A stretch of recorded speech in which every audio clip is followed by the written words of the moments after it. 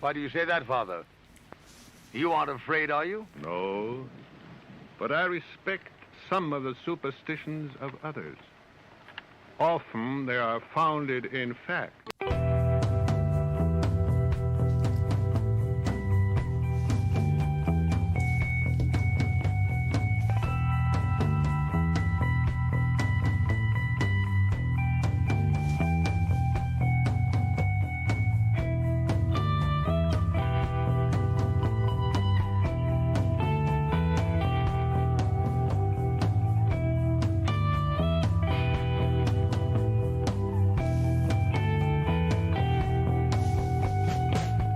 Broadcasting live from our Sanctum Sanctorum in Venice, California. This is the Sixth Sense Society. I'm your host, Krista, here with our producer, Michael, and today we have back on the show Merle Yost. He's been on the show before.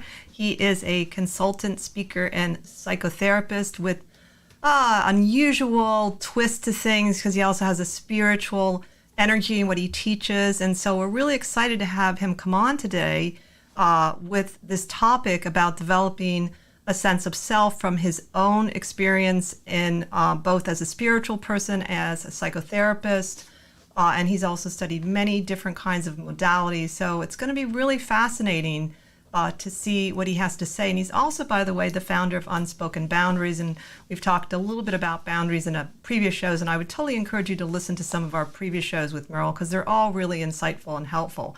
But before we get started, Michael has a few announcements. Hi, everybody. Welcome back to our episode. It's going to be a lot of fun. Merle's an awesome guest and good friend, so we're looking forward to this topic. And I think it's an important topic, so we definitely want to get into it. Next week, we'll be on a little bit of a break because my dentist has other ideas. I'd much rather be here doing the show, but apparently that's not where I will be. I will be in the dental chair, so we will not be on next week. And then the following week, we'll be back, and our guest will be Georgina Surratt Armstrong-Smith, and she is a priestess from Glastonbury in England, so you guys will definitely want to tune in for that. And next month we have Sandra Inman back and Jackie Smith. And then looking ahead to August, we have a new group coming on of paranormal people from British Columbia who specialize or will be talking about cryptoids, so all things Bigfoot and so forth. So lots of diversity and lots of cool topics and lots of great people. So tune in. Get all the information on our website, sixthsensesociety.com, SAXTH, all spelled out.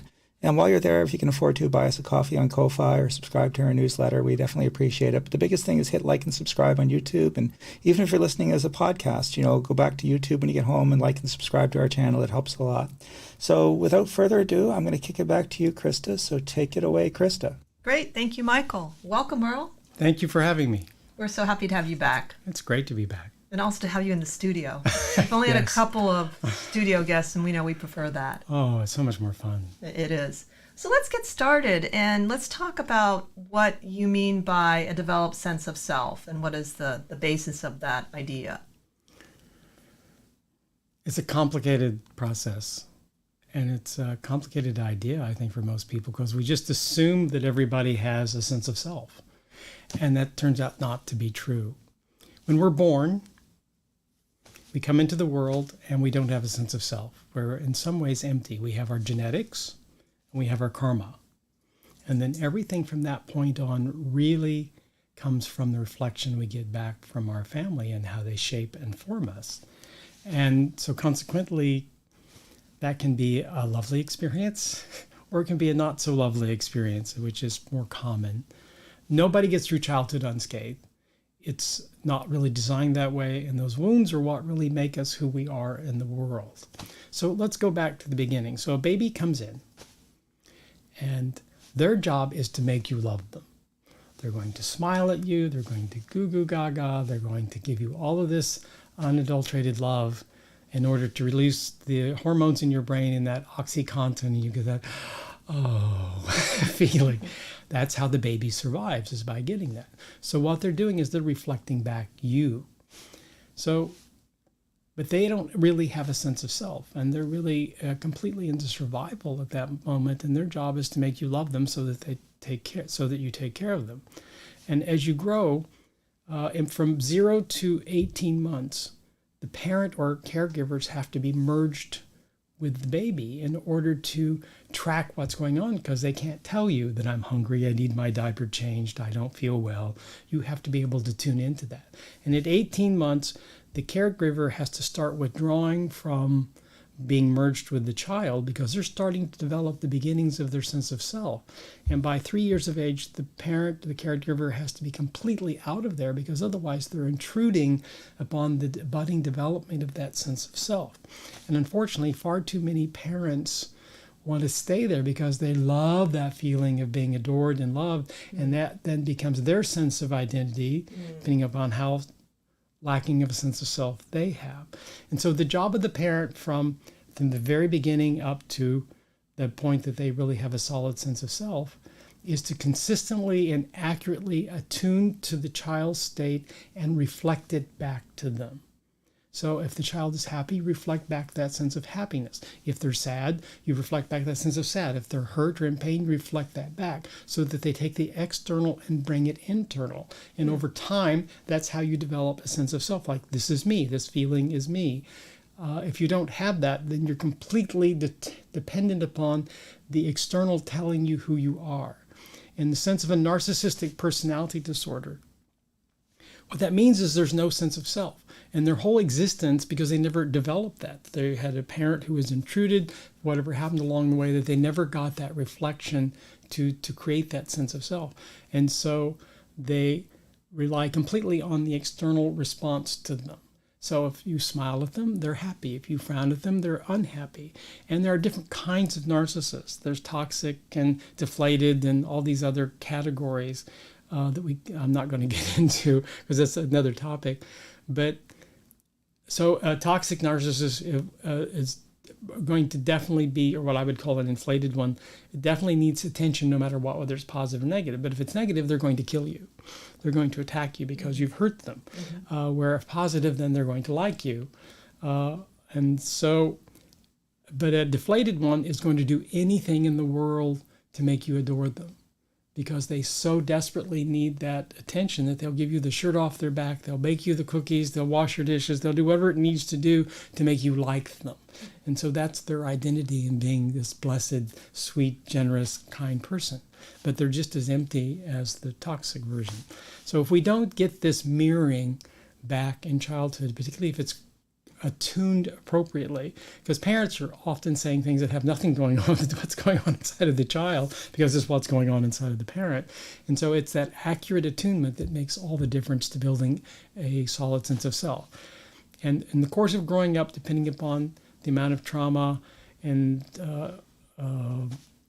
problems that happen in your childhood, abandonment, intrusion, or constantly told that you're stupid or something, those are going to be, you're going to take those on as your sense of identity. And so that's what you're going to take out into the world, because that's what got reflected back to you, if even whether it's accurate or not. And so if it's accurate, then you have a much better solid sense of self. But if it's inaccurate, then you're just looking for that validation of that negative self-belief about you. So that then becomes how you experience yourself in the world.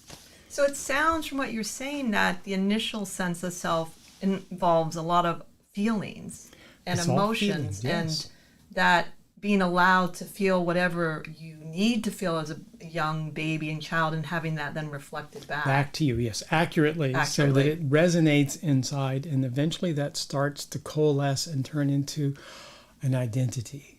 In that sense of self. And we don't talk enough about this early childhood development stage and how important of smiling back to that baby that smiles at you and that goes gaga goo goo, and you go gaga goo goo back. And so that when a child is actually talking to you, that you actually listen and then respond directly to what they're doing, because they're being seen and held and reflected and validated in that moment. You don't have to agree with what they're saying, but you need to reflect back their experience to them in an accurate way.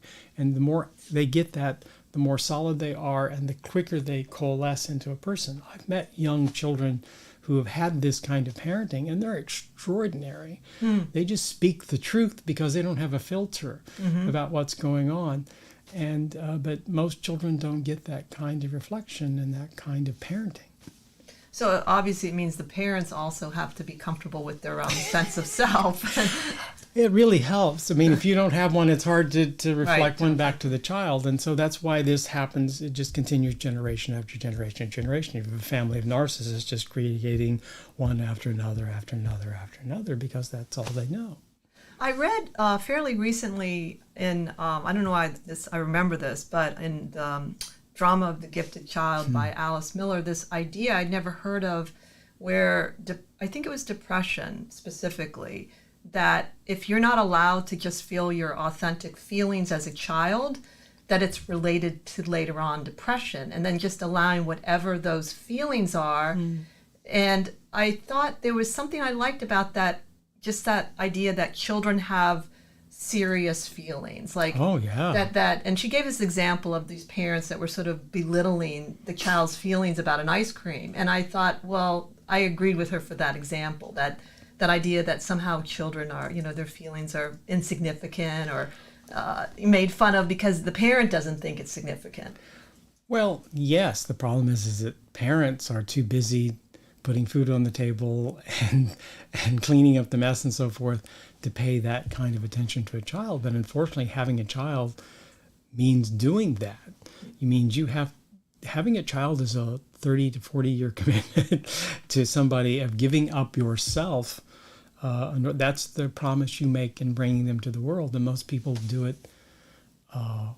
casually without having any real insight or understanding what's involved in terms of really creating a real person. And they subsequently fail and then wonder why the child isn't the success and the fully realized individual that they'd envisioned. Now, it's interesting you were talking about the coalescing into a sense of self, and I'm curious as how that then translates into a child finding his or her own real interests, like what that particular sense of being is,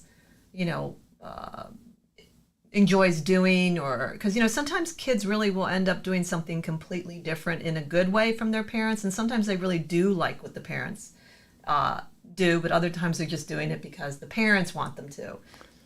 I don't know if there's a single answer to that. I think of Tiger Woods, who father had him on a golf course by the time he was about 3 or 4 years old, and was putting on the putting greens and stuff, and so that became a significant part of feeling loved in his life, because this unadulterated attention, and for whatever reason he had a talent for it, and it got validated and built on.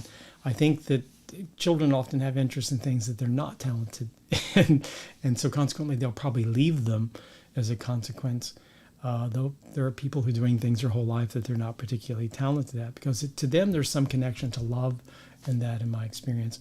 Or the people who go out and find their own interests without being overly influenced by the parent trying to program them, for lack of a better way to describe it, are more likely to have things that are genuinely resonating with them on a deep level. And both can happen. I mean, we see basketball players begetting basketball players. We see golfers begetting golfers, and singers begetting singers. And so it's the family business. Now, whether karmically they came into this family for that purpose of having this set up for them, or whether they got overly influenced by the family, Who's to say? who's to say? That's what they have to figure out, not us. So let's say most of us probably have some damages, or like good point, part of us have damages from not having this reflection process. Where would one begin to address it, and what are some of the symptoms that it's a real problem, like, or maybe perhaps early on even, so we can catch it earlier? How do I answer that question? I think if you're consistently being hurt or wounded in a particular area in your life that's tied back to your childhood, almost everything comes out of childhood. I mean, the first thing I'm going to do when somebody tells me blah, blah, blah, blah, and I'll go, oh, so get in touch with that feeling. How old do you feel right now? So I'm going to want them to tap into that, the original experience of this, because if I can heal the original experience, that changes what's coming on afterwards. But until we go back and heal those original wounds, we're just stuck in that cycle of going back and back and back to that. And so the question is, I think the answer to the question is, if it's something that's repeatedly happening, if you're continually being hurt by your friends, if you're continually feeling not heard, if you feel like everything said to you is negative, this is all tied back to how you were programmed as a child in your family. And I often say that we're taught a dance of intimacy in our family. We're taught how to love, how to give love, how to experience people. And so then we take that dance out into the world, and we're unconsciously looking for that dance because that's what it means to be loved. And so we recreate our families. And so when we get married, we're usually going to marry one of our parents. I always say, marry a healthier version. Is my best advice. But we're unconsciously recreating our family, our parents' relationship, because that's what we knew. Even when it's a bad one, that's what being loved is programmed into you to mean. So the family really sets up everything. And some people seem to be able to rise above it. I think that has a lot to do with karma, as opposed to just all the other stuff. But most of us are just a product of our families, and we're trying to survive in the world based upon the education they gave us, for better or for worse. And the more work you do on yourself with a good therapist, the better chance you're going to heal those wounds and find your own way in the world without being trapped into that old cycle. So yeah, let's talk a little bit about the concept of karma. Astrologers believe in sort of karmic family patterns, I guess. There's also the idea of past life. The people that believe in past lives believe there can be repetitive patterns of wounding depending on, so another way you can approach it is going back to the earlier life where the actual pattern began. Sure. Do you think it's valid even if you don't believe in that? Like, for instance, I remember hearing once that somebody who did past life therapy said that even if it wasn't real, it has a real effect doing it. Absolutely. First of all, I think my experience is that we tend to reincarnate over and over again what I call our soul family. So we've been doing this dance with these people for millennia, over and over and over and over again. And some point it reaches a point where you've evolved enough over time that you can start to go back and heal some of this stuff and not be trapped in that endless cycle. But then that requires a real depth of spirituality and a real depth of being clairvoyant, enough clairvoyant that you can attune to this or hire people like you to help them get into that picture. But yes, I think it's really useful to look at this from a bigger picture. I mean, my shtick, if I have a shtick, is I don't believe in being a victim.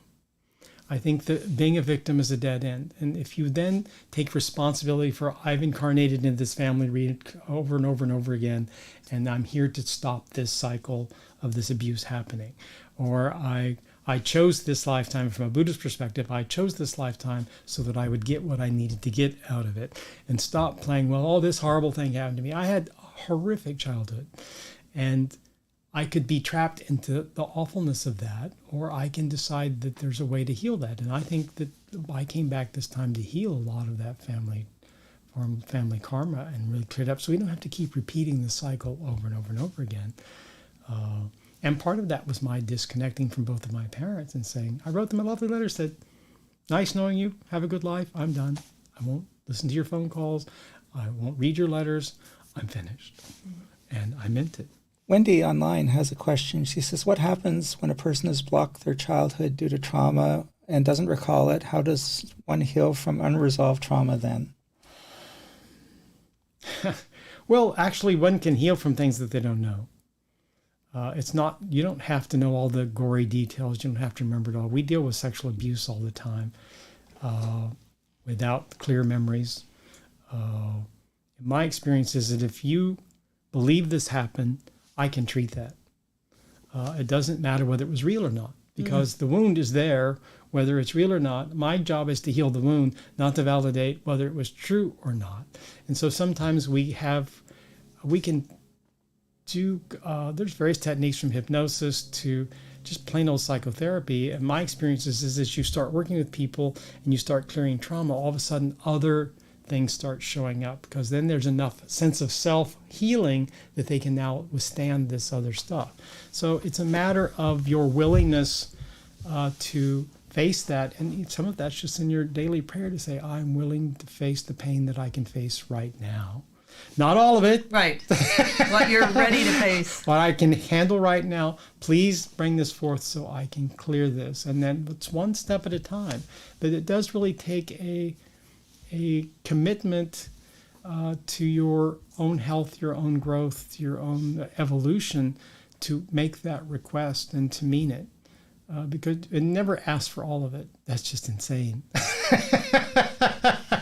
That's good advice. It's a great way to drive you crazy. It is, totally. So, well, what's interesting, too, one of the things I have found helpful when I see myself, a certain pattern still in my life, is having this sense of just neutrality about it, and also a curiosity about it's just an experience, and owning it as an experience without any kind of this is positive or negative. This is an experience. it's a great way to approach it. And it's always helped me to kind of then see any kind of opening in terms of, is it something I just need to accept? No, I can work on it in this way, or, I don't know where I learned that whole idea of just sort of staying neutral or seeing it as just an experience, and it's not good or bad.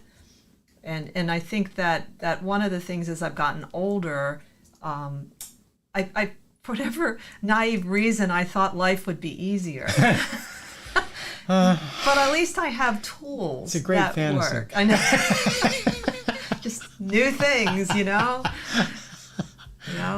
I'd like to also talk about, we were talking about before the show, the idea of being born into a certain karmic world, and to be aware of that, and how maybe then as I have, let's say my sense of self, I've worked on it enough and I've healed it enough, but then there's this outer layer that perhaps there could be woundings, but I don't have to let it wound me.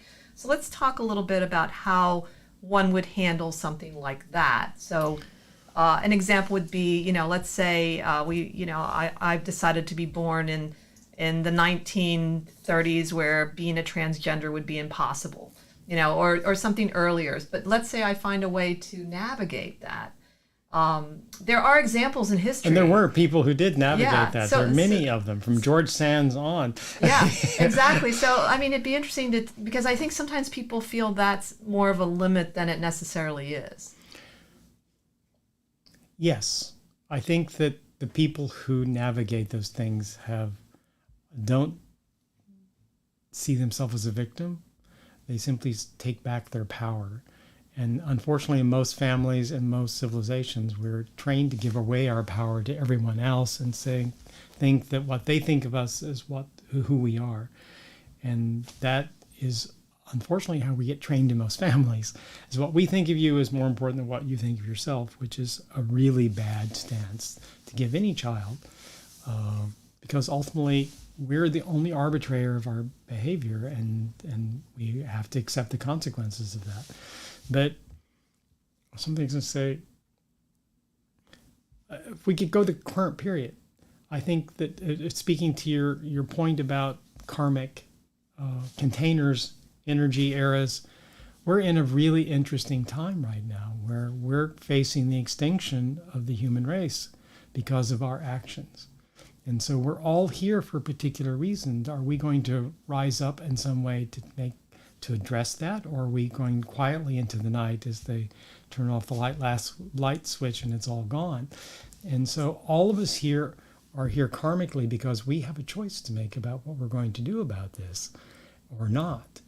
And so I think this is a great example of what you're talking about, because this is not an easy time to be alive.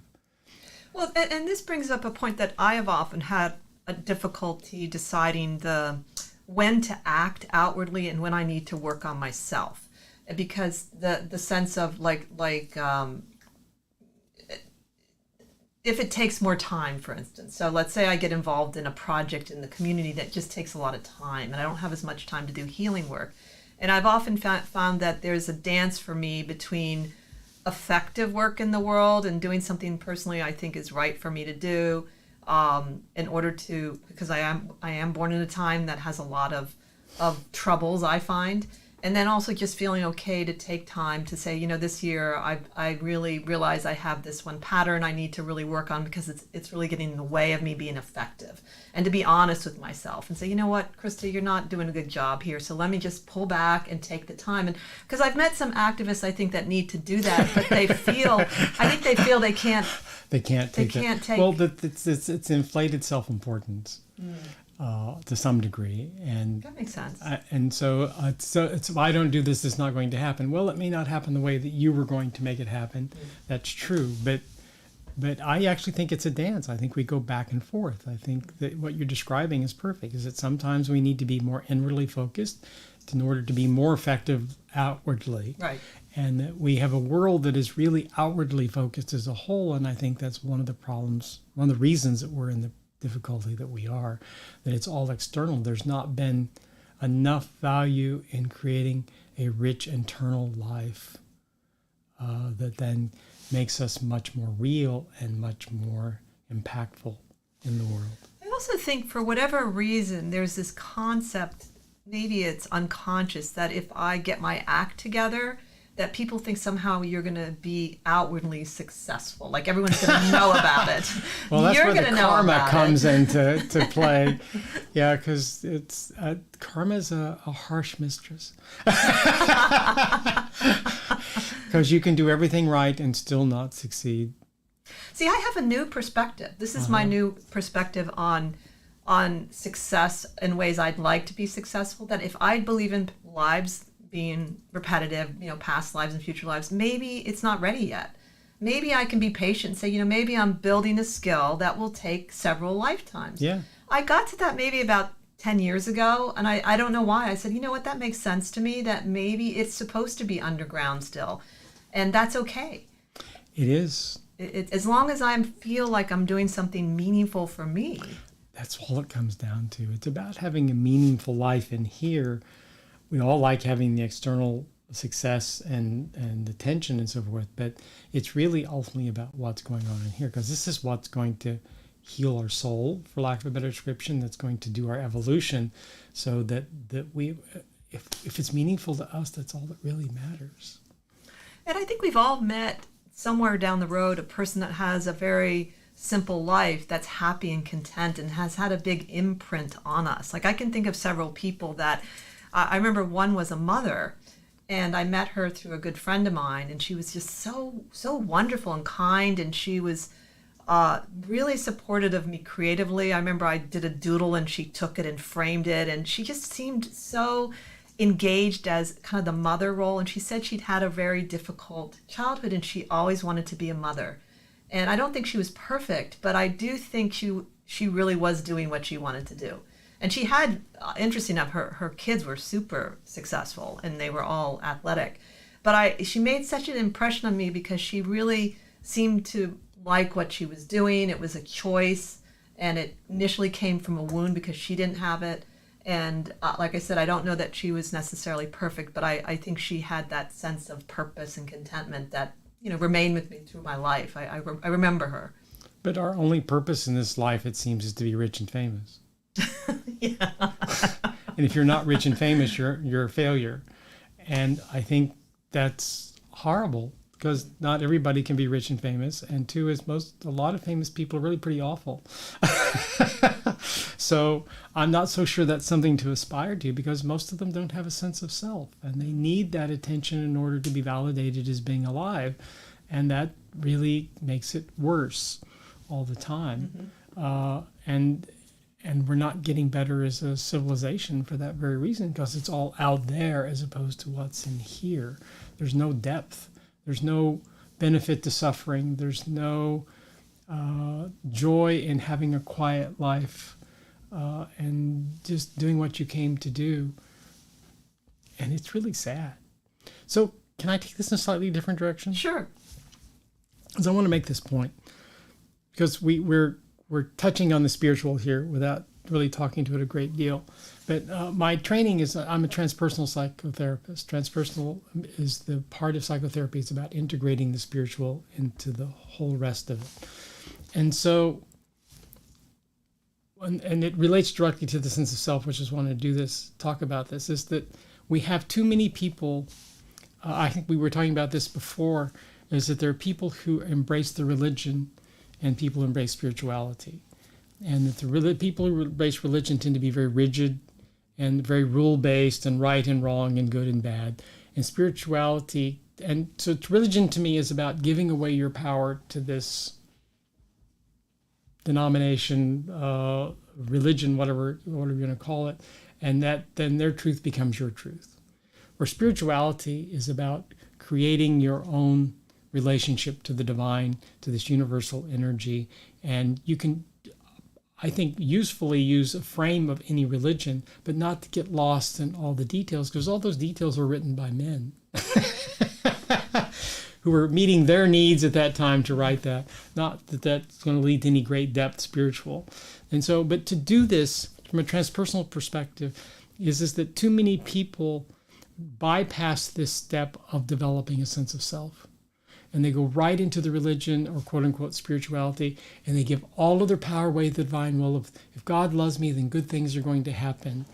And so there's no depth in that. There's no real relationship. And so that's what we call spiritual bypass, is that they're not taking any responsibility. That's all over there, and they're just a victim of this. And but in transpersonal psychology, what you have to do is develop that strong sense of self, that clarity about who I am, and then you start moving into connection with the divine, so that you all, in the transpersonal sense, what you then is start disintegrating the ego, not that you lose your sense of self, but it shifts in a way so that you have you and the divine, and you can hold both at the same time.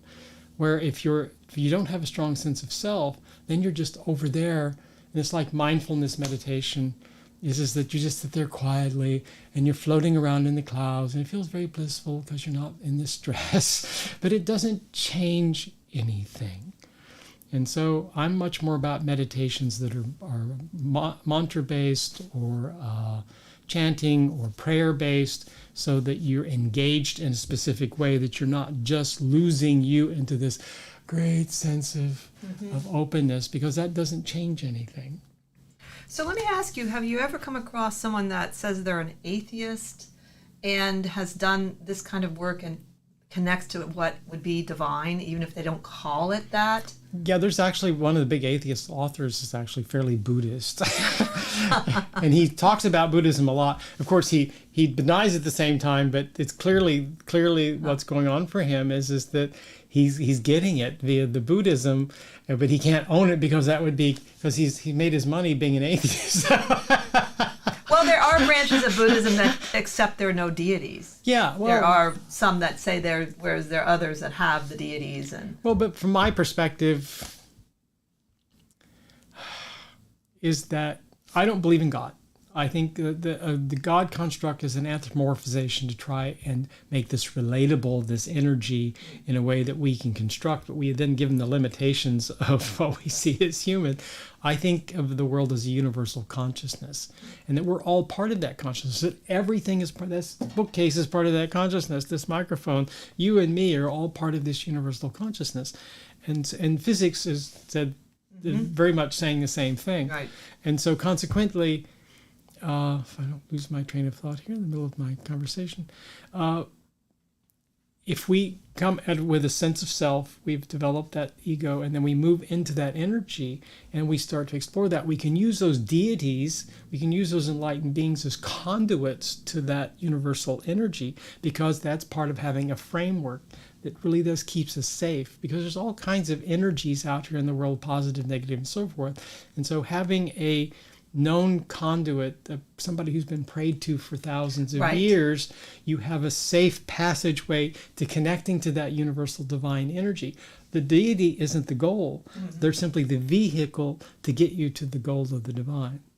yeah, it's very similar. We had a show on egregores, and the idea that you've built up this thought being, which is real and isn't real. And you're right, it's been over thousands. And plus you can also, when you tap into it, you benefit from the other people's energy tapping into it. At least I have had that experience sometimes where all of a sudden I feel like other people are chanting Tara with me. And it's not every day. It's like all of a sudden I say, wow, I must have hit some time zone like thing where I zoned into it. And it was a really pleasant surprise because, I haven't really had that experience because I used to do more with groups. And so I had my own practice, but now I've only had a solitary practice really.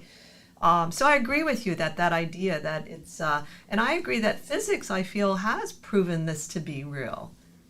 It's not non-scientific anymore. No, it's all really kind of coming together. Of course, the more stuck people are in the religion rather than the spirituality, then the less they're open to understanding or hearing some of this other stuff. It's pretty amazing to just have that access to make all of this kind of work together.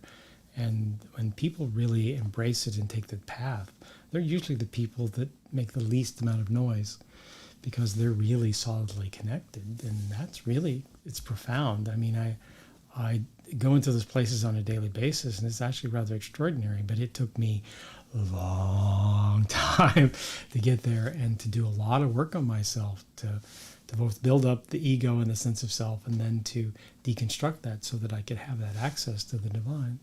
So is the ego, in your definition, also part of the personality that would like certain things, or is that more of a superficial I'm form? using ego in this sense and more in line with the sense of self. Where when people think of ego, they're thinking about what's mine, what's not mine, what I'm entitled to. And certainly from a narcissistic perspective, it's all ego, because it's all the reflection. It's that stuff that's a reflection of who I am. And so, putting yourself first. And someone who's truly spiritual does not really put themselves first. They don't deny themselves. They don't diminish themselves, but they have a humility is the word of self.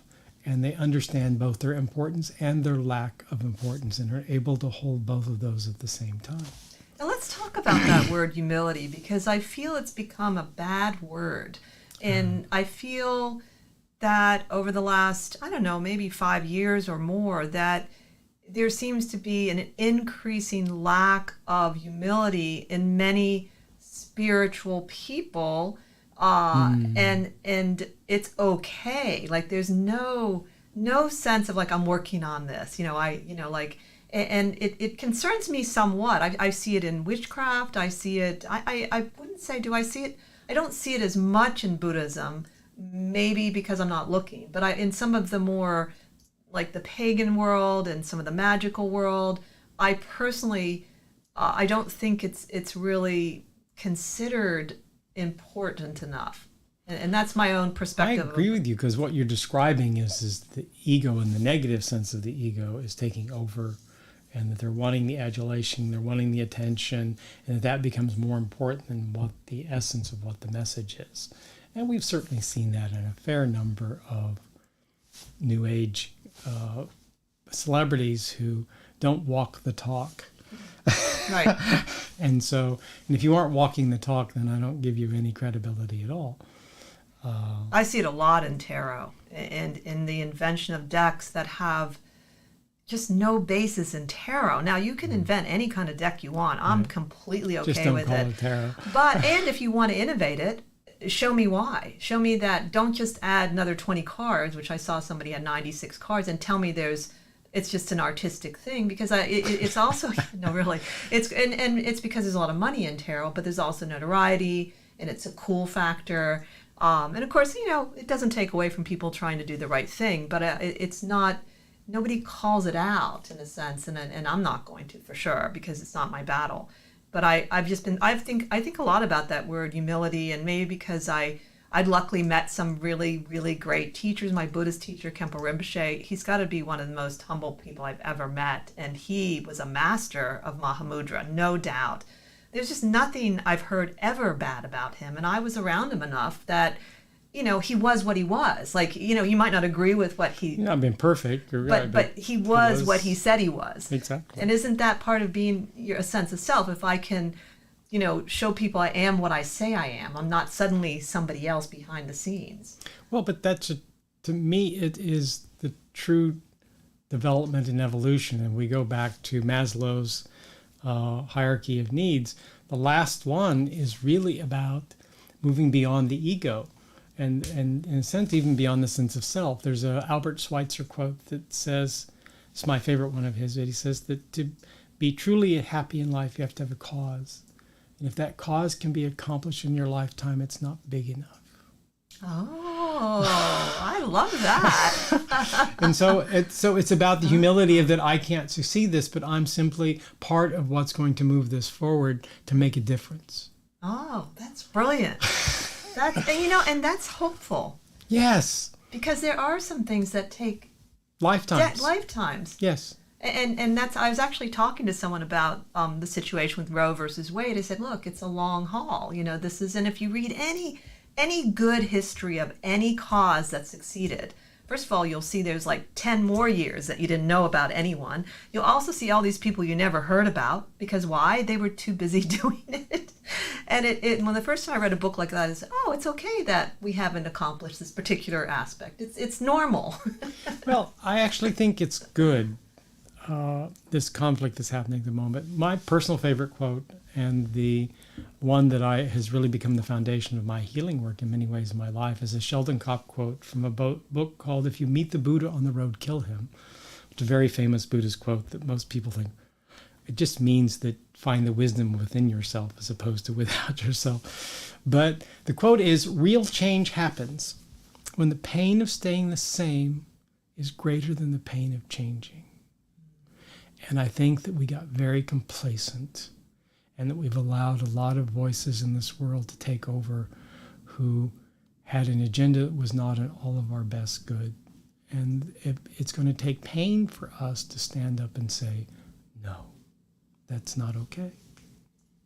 Yeah, I recently was talking to someone about the idea of being able to handle the discomfort. Because I don't know why that's an obvious thing, but I was in my world, I've been working on some things with my neighbors for over like 3 years, and it's quite uncomfortable, and I've tried different things, but I kept thinking the discomfort would go away. And then the person was a counselor, and I said, oh, it's okay that I'm feeling this? I mean, I don't know why I thought it would get easier. Like it would feel, I mean, maybe it's easier, maybe my techniques, or maybe I don't feel... Or you just lose attachment to what the outcome is. That's a good point. Yes. That's how it gets easier, that you let go of your expectation that they're going to be different. Right. And that's when it gets easy. So, and it's interesting too that, to me, having a sense of self and testing it out in the world it can show what's working for me, and also maybe where I need to do more work. Absolutely. And this lifetime is about endless work. There's always more work to do. I've done so much work, and there's always more. And now I look forward to it because it makes that attachment so much easier to how I think things are supposed to be, or how I think they should be, or what is required. And so it is what it is. And so the more that I can get at peace with that, then I can do what I can do, and I can let go what I can't do. I think for me, the struggle has been maybe I'm having an expectation about myself that I can't let go of. Like I am supposed to have met this experience by now in a different way. Like I was thinking about what you said, and I said the thing that I'm thinking about is maybe I'm putting too much pressure on myself for having a certain result internally even. Maybe. Again, as a therapist, I would have you sit it with that feeling, say, how old do you feel? Because there's a child part here that wants it a certain way. Yeah. And once you encounter which child it is and what was going on, then you can heal that, and that's going to impact how you experience the world. Yeah, it's true. It's a journey, and I agree with you that if we can see it as a journey, however level of wounding we have, and that we can also be rewounded, it seems to me, like life is suffering. There's, to me, no doubt about that statement. But you get to decide how you're going to suffer is the caveat to that. So you can be, oh, it's me, my life is so horrible, it's always going to be horrible. Or you're like, oh, that was painful. What do I need to learn from that? Yeah. Well, it is true. I have learned that holding on to the experiences, also holding on to positive experiences, which we do too, is not really useful. You had, because then you're on a high. You're looking for that same experience again, and you'll never have it exactly. Takes you out of the same. moment. Yeah. And your job is to be here in this moment right now, and experiencing the world as it is at this moment. And you can get, and that's the spiritual bypass. You can also get peak experience bypass. So I'm going to live in that day of my wedding for the rest of my life. I never have to do anything ever again. So Yeah, that does happen. Exactly. And so that's bypassing life, is bypassing being you and being this experience. And it's sad because there's no evolution, there's no growth there. You're still stuck in that moment. So do you have hope that more people, because there's definitely more access to self-help and different kinds of therapies, do you have more hope that people can evolve more and do better? Or have you found people are not accessing what is more accessible? I'm certainly not hopeful based upon what I see going on in the world. I think that we've created a world of narcissists who don't have the depth to go inside to see that this isn't just about them, that isn't about the response to them, that there's something bigger going on. The shallowness of that seems to permeate everything at this moment. So I wonder, there's a quote, I think it was in the American president, said that a small group of people are the only thing that ever changes the world. And so I think that those of us are doing something to change the world. Now, what that's going to end up looking like, I don't know. But I'm hopeful that something good's going to come out of this. It just may not look anything like what we would have thought of or wanted. But ultimately, we're responsible for our own evolution, our own return to the whole. And so a lot of people are getting a lot of opportunity to really speed that process up.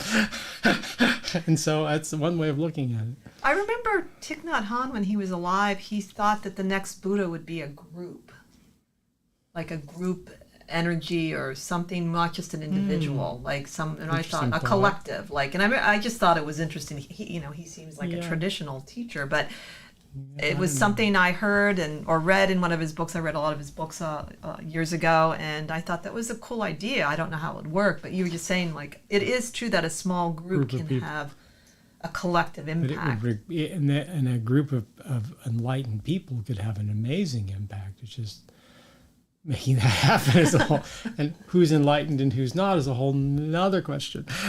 Well, that's a topic I would like to, maybe we could do a panel on what is enlightenment, how does it look, because it is a good topic. I could say maybe, I don't know, how would I know if I'm not enlightened, if someone is enlightened? So you maybe you could look through observation of their actions and their consistencies or inconsistencies. And how they make you feel. That is a good point. How they make you feel. It's how you feel in their presence. I mean, as a psychotherapist, we get taught, some of us get taught, that we diagnose through, it's the current generation not so much, get taught to diagnose based upon how my experience of being with them in the room is. And so based upon this experience, I'm going to have this diagnosis, and this experience, I'm going to have this diagnosis. It's going to give me a foundation for understanding how they are organized in the world. But that's true of an enlightened being. When you're with someone who truly is enlightened, there's just a whole different energy of being in their presence and the world. And so it's really the key, I think, and not confuse it with narcissism. And narcissists who can love bomb you and make you feel glorious, but that's a very temporary state that's inflating, and an enlightened being is not an inflated state. That's an excellent point. I totally agree with that. And maybe you'd have to be with the person more than once for sure. And I also watch charismatic people carefully, because it can definitely be an indication of a narcissist. I get accused of that all the time, and I never think of myself as charismatic, but say, you're so charismatic. Really? It's not part of my ego structure. So. Well, you're not only charismatic, though. There's some people that really hype that, and I certainly was charmed by it. A lot of ministers. Yeah. Even friends, I've learned to, one of the things I read in Robert Greene's book is he said to be careful of people that want to befriend you quickly. Oh, yeah. And I said, well, that's actually really true, because any time that happened to me, it was not a good friendship. It takes 2 years to truly know someone. Makes sense. 2 years. Yeah. And that's why these people who immediately get engaged on the third date or move in thought, oh, you're nuts. We were kind of nuts, me and Michael. Mine was necessity, though. It happens. I mean, my ex and I got together, the first meeting, 3 months later, we were living together. So Yeah. it lasted 19 years. So I guess there was something there. Well, yeah, and I agree with you theoretically for sure. I mean, and it is, as I've gotten older, I've definitely taken my time to even get new neighbors or friends and just get to know them, because it's, you'll find out if you're compatible that way or not. And sometimes you run into a soulmate that you just know. Yeah. Well, that's getting back to kind of that karmic thing. And yeah, you just, I mean, I run into people all the time that I've had past lives with. It's always so interesting for me to be aware of that and can feel the energy. And they're usually kind of clueless, often just totally clueless. But I'm like, oh, we were married. That's nice. So anyway, but it's fascinating the more work you do here and you start getting more and more information. It just sort of really changes your whole perception of being in the world. So what do you do personally when that happens, when you feel you're more aware of the connection? Do you just wait till the other person becomes more open, or does it make a difference? It depends on whether they're a client. I can't tell how many clients I've had past lives with. It depends on how open they are. I would say 95% of the time I never say anything. It's more information than they need. They wouldn't have any particular way to hold it or to process it. So why would I burden them with my perception of our relationship and who we are? They just feel some kind of connection. They don't understand why. And that's okay. And they may not even be curious as to why. I happen to be able to tune into that level, and it just sometimes just smacks me upside the face. Oh, hi. And it's often with bad karmic relationships. Like when I lived in Puerto Vallarta for a couple of years, there was this one guy that every time I met him, I lost my voice. Whoa. I just literally lost my voice. Wow. And so we cleared that karma and everything was fine. Huh. But so there's these kind of things that happen. Kind of stuff happens to me all the time. But it can kind of drive you crazy too. It's like, can I just be here right now and deal with this? Why do I have 27 other layers here I have to face all at the same time? It's like, ugh. But the healing is well worth it to me. This whole lifetime to me is about healing. And I feel like I'm making this tour of every time I go to another country, I have to clear the karma of when I was there in a past life. So I can just, it takes me about a week, clear the karma, and then I can just have a good time. So, but again, the more aware you get of this stuff, the more responsibility you have and the more tools you need to deal with these things. And that's why I'm trying to teach some of these things in Unspoken Boundaries, because people are out here in the world without really a toolkit that's really going to be helpful to them.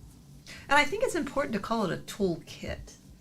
Because what I think I noticed as I got maybe about my 40s, I was realizing I kind of went on a period of time where I just didn't want to grow, and I just sort of plateaued there for a while. Then I actually started to descent internally, and I was like, okay, back to work. This isn't so much fun as it looked anyway. Yeah. But I realized I couldn't go back doing exactly what I used to do. And I had changed? to, I got new tools, or even when I went back into Buddhism, I did it differently this time because it made sense to do it differently. And I think having that flexibility with oneself would be important, that it's a toolkit. It is, it's a toolkit, and we're always gaining new tools for our toolkit. Mm-hmm. And it's learning how to incorporate those into the old tools and what this changes and what this doesn't change. And so there's so many things going on so many levels. And so it really, if you don't have a sense of self, you can get lost in all of this stuff. And that's what they're talking about in the transpersonal psychology, is that you have to build a firm sense of self, a firm ego, and then you have to dismantle that as you start tuning into the divine. Not that you lose yourself, but it just changes how you energetically are able to connect that. So you're both the divine and the not, since we are both the same. But you have, being in this body, you have to be able to hold on the superstructure of your ego so that you're still here. That makes sense, too. And it seems like the more you are able to start to integrate the two, then also your spiritual side can help you, take you to the new tool that you need. Always. Through synchronicities and meditation. Something's happening, and I'll get this clarity about what I need to do about this. And as a psychotherapist, often before a client comes into the room or before when I'm doing meditation, I'll start getting these pictures about what we're going to be doing. I said, really? I have to do that? Yes. All right. so I often I know pretty much what's going to happen before it happens, but that's again because of the depth of the work that I do and the spiritual connection that I just get that information. So. Yeah, that's wonderful. So do you keep track of it in a certain way? Do you have a journal? You just act on it because it's more fluid? Yeah, it's just fluid and just clear. Like I often tell the story in the workshop that I was with a client one time, and all of a sudden I'm sitting here with this guy, and this song comes screaming into my head. It's so loud I can't even think. And I just, all of a sudden, I start singing the song in the middle of the session.